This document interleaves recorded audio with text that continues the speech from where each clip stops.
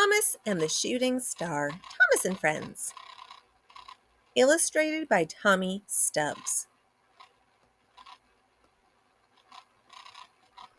It was way past Thomas's bedtime and the other engines were all sleeping in the shed. Thomas couldn't fall asleep. Psst, Gordon, are you asleep? Thomas peeped. The big blue engine opened one eye. Thomas, it's the middle of the night. Big engines like me need their sleep, and so do you. I can't sleep, said Thomas, and I've tried everything. I counted sheep. I whistled my favorite song over and over. I had some warm oil, and I'm still not sleepy. At that very moment, a bright light blazed a path across the sky. It was the prettiest thing Thomas had ever seen. What was that? Thomas asked Gordon. A shooting star, replied Gordon sleepily. Then Gordon decided to play a joke on Thomas. A shooting star, he said, is a star that runs through the sky telling the other stars how to get to sleep. You should try to catch up with it, Thomas. Maybe it will tell you how to fall asleep.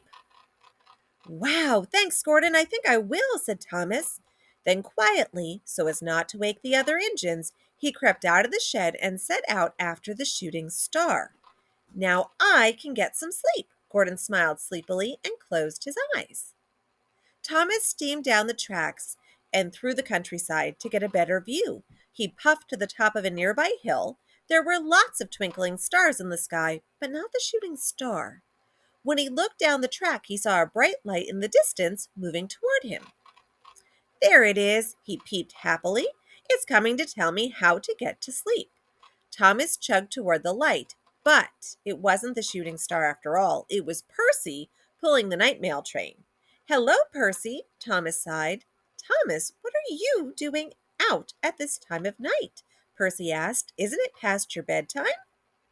I couldn't sleep, Thomas replied, and then I saw a shooting star. It was so pretty. Did you see it?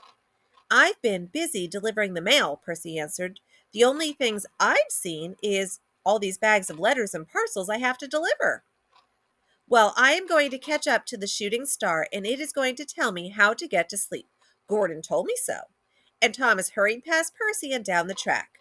Oh, no, Thomas, Percy called, but Thomas didn't hear him. It has to be somewhere, Thomas insisted as he chugged past fields and farms. Suddenly, something landed on his roof. Could it be the shooting star? Thomas slowed to a crawl and looked up. A large owl was on his roof. Hello, Owl, Thomas said. Did you see a shooting star go by? No, said the owl. Bust my boiler, puffed Thomas, startling the owl. Well, I'm going to find it, and it will tell me how to get to sleep. Thomas went on as the owl flew off. A shooting star can't just disappear, can it? He thought as he looked up in the sky. Just then, down the tracks and over the hills, Thomas saw a light moving across the sky. There it is, he cried, and he raced ahead. But it wasn't the shooting star. It was Thomas's friend, Harold. Thomas, what are you doing out at this time of night? Isn't it past your bedtime? Harold asked. I couldn't sleep, and then I saw a shooting star, Thomas replied. Gordon said I should find it and ask it how to get to sleep. Did you see it go by? Harold chuckled. Gordon was teasing you, Thomas, he said kindly. Shooting stars are too far away and too fast for any engine to catch, even a really useful engine like yourself. Why don't you go back to the shed and go to sleep? It's very late. I'm just going back to the airfield to get some rest myself. But I'm not tired, Thomas grumped as Harold flew off. Drat that, Gordon. Then he gave a big yawn. Well, maybe I am a little tired.